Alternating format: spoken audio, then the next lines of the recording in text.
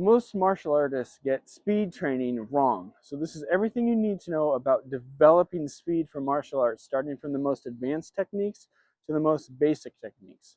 For advanced practitioners, we need to focus not on your physical qualities, but your mental qualities. Firstly, your reaction time. You can only be as fast as you can react to your opponents. The way that you train that is first by your opponent does one thing, you respond with another thing. The next thing you do is your opponent does one or two things, and then you respond to that. And then your opponent does one, two, or three things, and then you respond to that. By building faster reaction times, you're actually going to seem faster, but it's just that you respond quicker. The next thing is when you are training your speed, you need to do this when you're feeling fresh at the beginning of your workout, not at the end of your workout when you're tired. We're developing your optimum and your fastest quality. If you are training under that, then you're not training speed.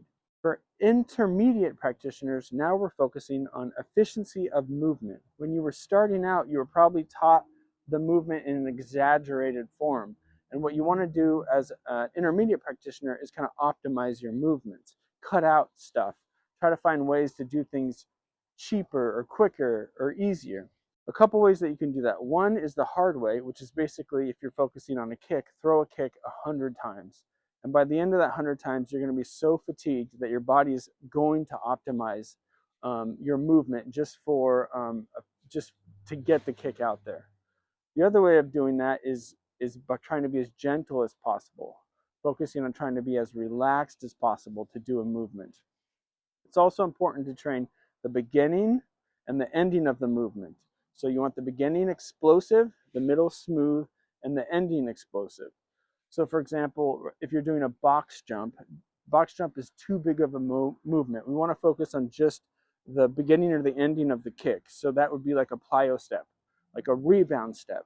If you're working on your punching, rather than doing like a medicine ball throw, which is a big movement, we're actually going to do like a chopping motion where you're hitting wood, focusing on hand strength and elbow strength at the end of the strike. For beginners and older people, what we need to focus on is safety, because your mind and your body will only let you go as fast as it feels that it is safe. And so the way that we do that for beginners is don't rely on bag training.